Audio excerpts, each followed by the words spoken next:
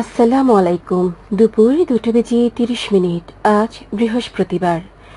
বাংলাদেশ বেতার কক্সবাজার স্থানীয় খবরে স্বাগত জানাচ্ছি বুলবুল আক্তার চৌধুরী।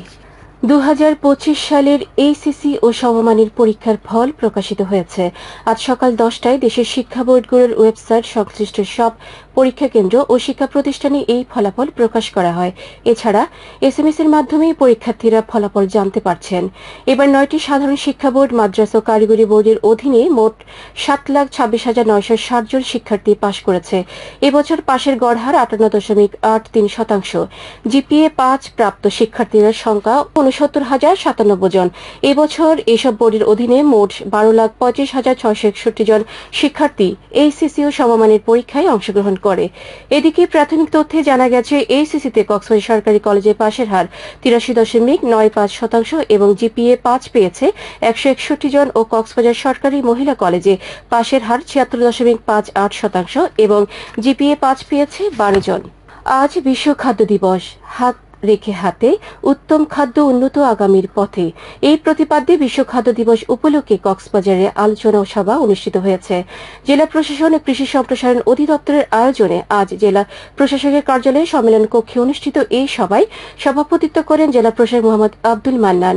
সভাপতির বক্তব্যে জেলা প্রশাসক বলেন, প্রতি বছর দেশের জনসংখ্যা বাড়ার সাথে কৃষি জমি কমছে, তাই ভবিষ্যৎ খাদ্য চাহিদা পূরণের চ্যালেঞ্জ মোকাবেলায় এখন থেকেই যথাযথ পরিকল্পনা ও পদক্ষেপ গ্রহণ করতে হবে।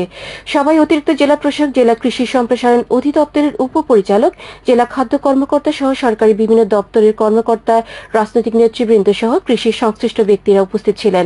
সভায় খাদ্য নিরাপত্তা, পুষ্টি, কৃষি প্রযুক্তি উদ্ভাবন এবং টেকসই খাদ্য উৎপাদন ব্যবস্থার বিভিন্ন দিক নিয়ে আলোচনা করা হয়।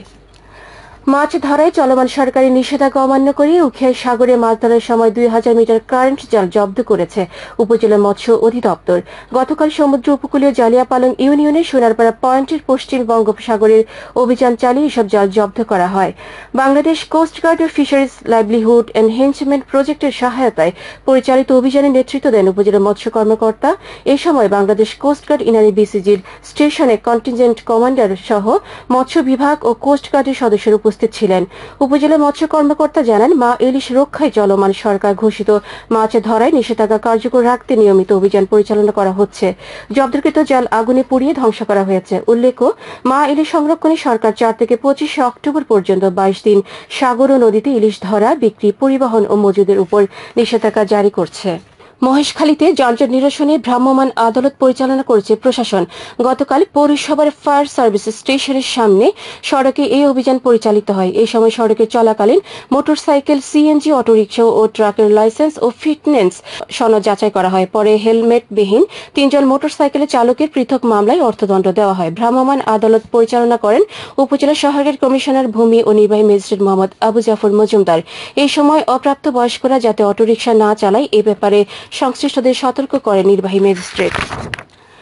মহেশখালীর মাতার বাড়িতে অগ্নিকাণ্ডের ঘটনায় একটি বসতবাড়ি পুড়ে গেছে। প্রত্যক্ষদর্শীরা জানান, গতকাল গভীর রাতে মাতার বাড়ির পূর্ব মকডেল এলাকার মোহাম্মদ করিমের বসতবাড়িতে বিদ্যুৎ শর্ট সার্কিট থেকে আগুনের সূত্রপাত হয়ে বসতবাড়িটি সম্পূর্ণ পুড়ে যায়।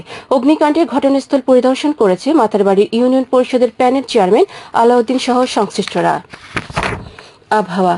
আগামীকাল দুপুর 12টা পর্যন্ত 24 ঘন্টার পূর্বাভাসে বলা হয়েছে, আকাশ অস্থায়ীভাবে আংশিক মেঘলা সহ আবহাওয়া প্রধানত শুষ্ক থাকতে পারে। সেই সাথে 2-1 জায়গায় হালকা বৃষ্টি হতে পারে। কক্সবাজার সমুদ্র বন্দরের জন্য কোনো সংকেত নেই। আগামী 24 ঘন্টায় দিনের তাপমাত্রা প্রায় অপরিবর্তিত থাকতে পারে এবং রাতের তাপমাত্রা সামান্য বৃদ্ধি পেতে পারে। আজ সূর্যাস্ত যাবে সন্ধ্যা 5টা 27 মিনিটে। আগামীকাল সূর্যোদয় হবে ভোর 5টা 49 মিনিটে।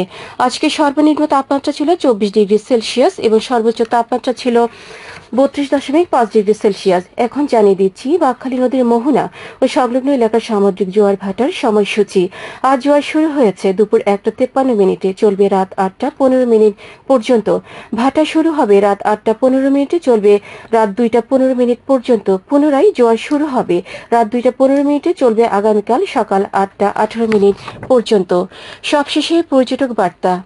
পর্যটন নগরী কক্সবাজার আগত ভ্রমণ পিয়াসুদের সাগরের পানিতে নামার পূর্বে সাবধানতা অবলম্বন করার জন্য অনুরোধ করা হচ্ছে। যারা সাঁতারে দক্ষ নন তাদের পানিতে বেশি দূর যাওয়া উচিত নয়। ভাটার সময় স্রোতের সাগরমুখী টান প্রবল হওয়ায় সাগরের গভীরে ভেসে যাওয়া এমনকি প্রাণহানির আশঙ্কা থাকে। সেই সাথে পর্যটকদের স্বাস্থ্যবিধি মেনে চলার পরামর্শ দেওয়া হচ্ছে। খবর শেষ হলো। আমাদের পরবর্তী খবর প্রচারিত হবে আজ বিকেল 4:30 ইংরেজিতে।